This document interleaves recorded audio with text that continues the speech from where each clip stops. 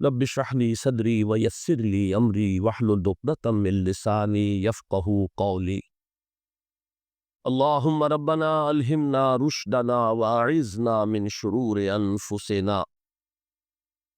اللهم ارحمنا بالقرآن العظيم. اللهم اجعله لنا اماما ونورا وهدى ورحمة. اللهم ذكرنا منه ما نسينا وعلمنا منه ما جهلنا وارزقنا تلاوته آناء الليل وآناء النهار واجعله لنا حجة یا رب العالمین آمین۔ زندگی میں دکھ اور سکھ ان کا چوری دامن کا ساتھ ہے، دکھ بھی ہے سکھ بھی ہے، سردی کے ساتھ گرمی بھی ہے، گرمی کے ساتھ سختی بھی ہے۔ ان مع العسر یسرا ان مع العسر یسرا، یسر کے ساتھ عسر ہے، عسر کے ساتھ یسر ہے۔ لیکن انسان نفسیاتی طور پر متاثر جو ہوتا ہے زیادہ، وہ تکلیف سے ہوتا ہے، دکھ سے ہوتا ہے۔ خوشی آتی ہے تو وہ ایسے گزر جاتی ہے، اس کا وقت کبھی پتہ نہیں چلتا گزرتے ہوئے، بڑی تیزی کے ساتھ وقت گزر جاتا ہے۔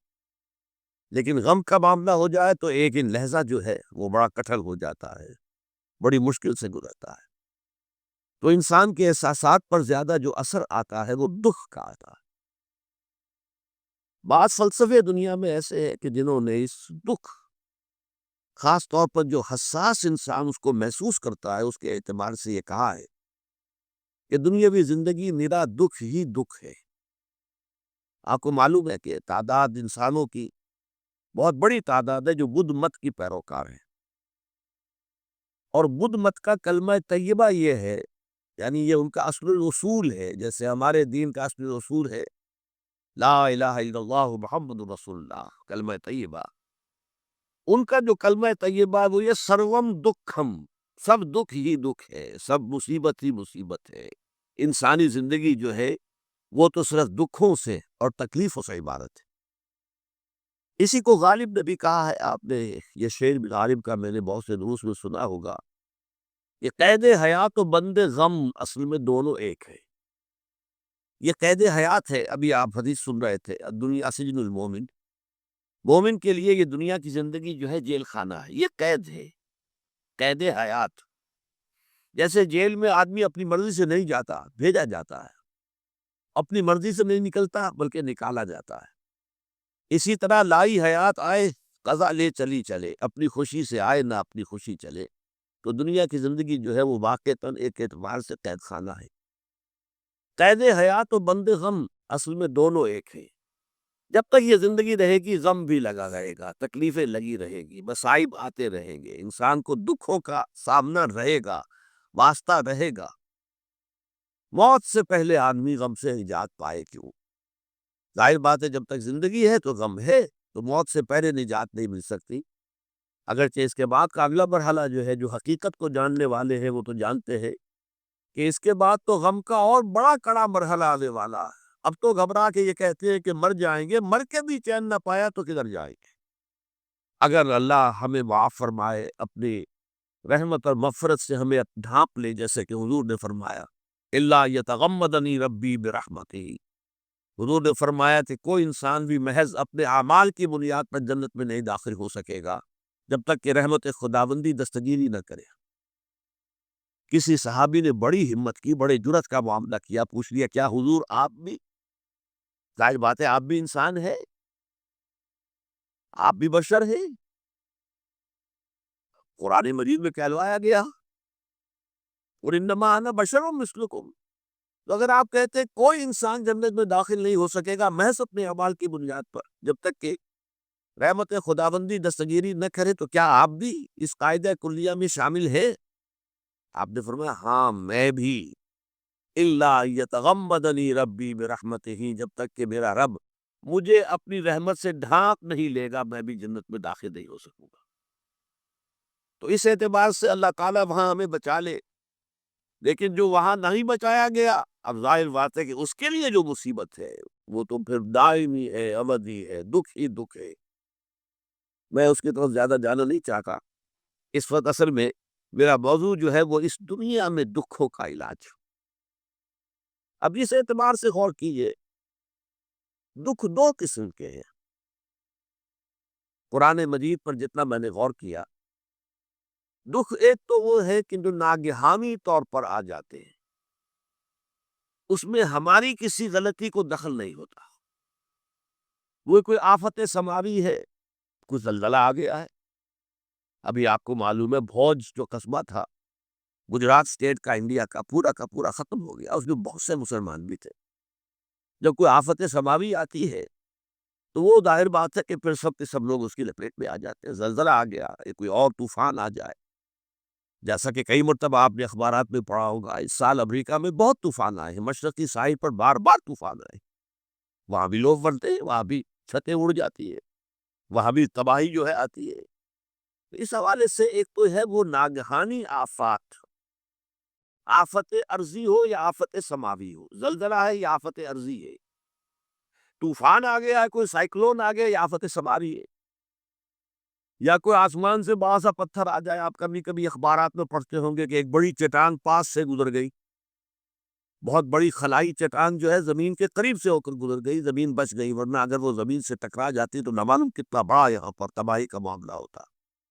بڑے بڑے جو ہے شہاب گرتے رہے زمین کے اوپر، بڑی بڑی تباہی آتی رہی ماضی میں۔ تو ایک تو یہ ہے، اور ان میں بھی تقسیم کیجئے، یہ ناگہانی تکلیف، ناگہانی مصیبت، یا کوئی آفت سماوی یا آفت ارضی، اس کی بھی پھر دو قسمیں ہو گئی۔ ایک وہ کہ جو افراد کو متاثر کرتی ہے، انفرادی سطح پر، آدمی سڑک پر جا رہا تھا، پیچھے سے آ کر کسی گاڑی نے ٹکر ماری، گر گیا، ٹانگ ٹوٹ گئی۔ اب ظاہر بات ہے کہ اس میں اس کا کوئی قصور نہیں ہے، یہ اللہ تعالیٰ کی طرف سے بات آ گئی ہے۔ یا یہ کہ کوئی اگر اجتماعی سطح پر آیا، جیسا کہ زلزلہ ہے، یا جیسا کہ کوئی سائیکلون ہے، کوئی بڑا طوفان ہے، بہت بڑے فلڈز آ گئے ہیں۔ اس وقت بھی موزمبیق میں بہت بڑا فلڈ آیا ہوا ہے، ساؤتھ افریقہ میں، اور افریقہ میں پچھلے سال بھی بہت بڑا فلڈ آیا تھا، بڑی تباہی آئی تھی۔ تو یہ آفت سماوی، یہ ظاہر بات ہے کہ اجتماعی سطح پر آتی ہے، بڑی بڑی مقدار میں، تعداد میں لوگ متاثر ہوتے ہیں، لاکھوں لوگ بے گھر ہو جاتے ہیں، ہزاروں آدمی مارے جاتے ہیں۔ تو پہلی شکل جو ہے دکھ کی، جیسا کہ میں نے عرض کیا، وہ ناگہانی دکھ، کوئی آفت ارضی، کوئی آفت سماوی، خواہ وہ انفرادی ہو خواہ اجتماعی۔ اس کے ضمن میں کیا علاج ہے؟ ظاہر بات ہے کہ اس کا علاج یہ تو نہیں ہو سکتا کہ آپ اس کو ختم کر سکیں۔ انگریزی کا ایک محاورہ ہے، "What cannot be cured must be endured"۔ جو چیز جو ہے جس کا علاج نہیں ہو سکتا وہ تو برداشت کرنی پڑے گی۔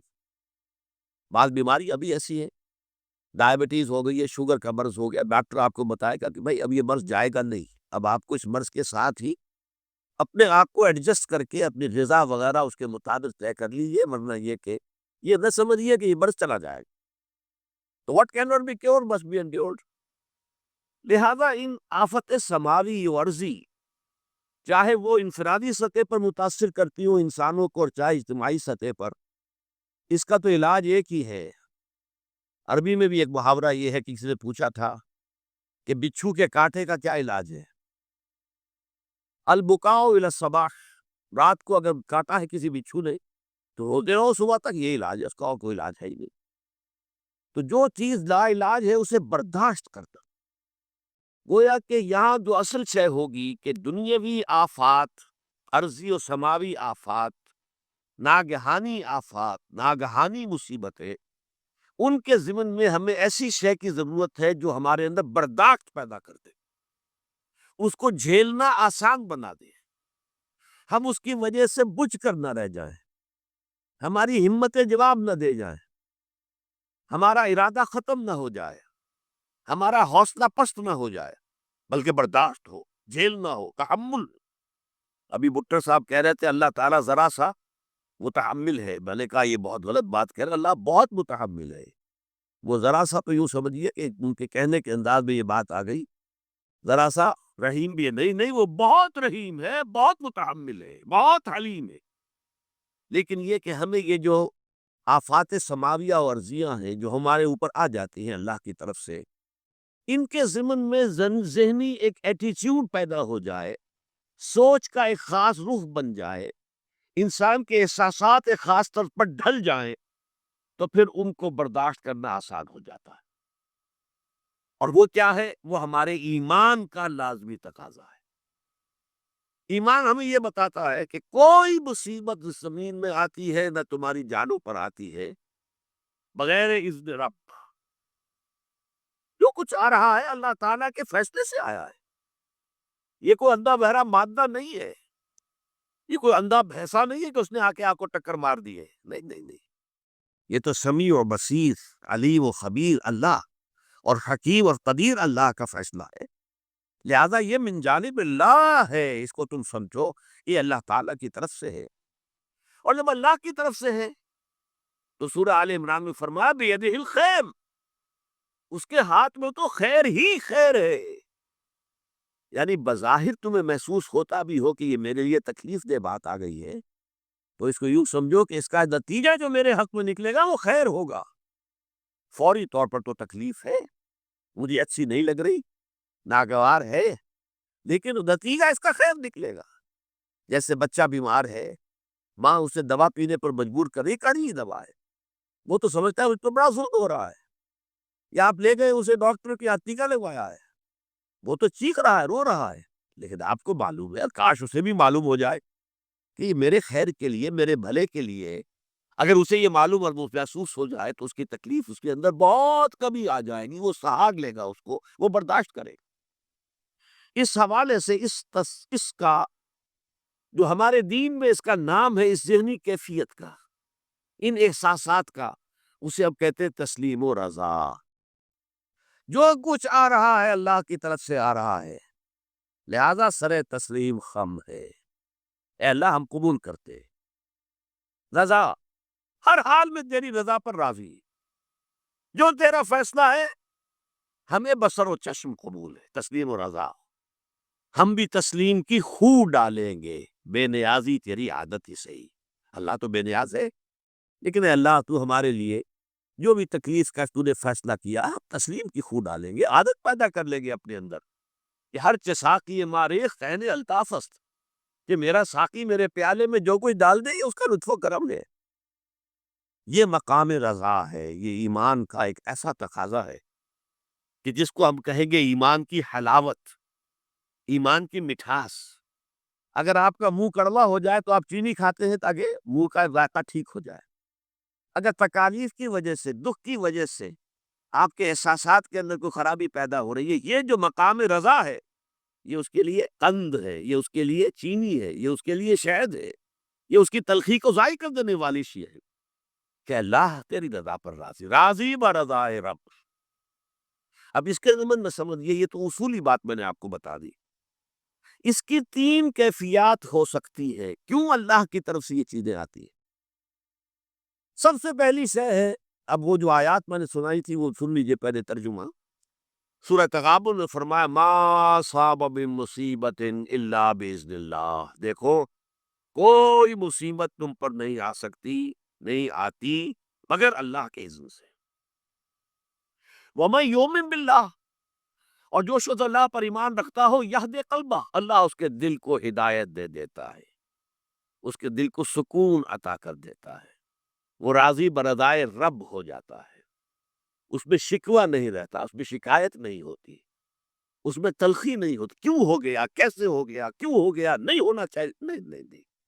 یہ سارا جو پیچ آدمی کھاتا رہتا ہے نا اندر ہی اندر، وہ جو پیچ کھا رہا ہے، یہ سب پیچ سے نجات نہیں گئی۔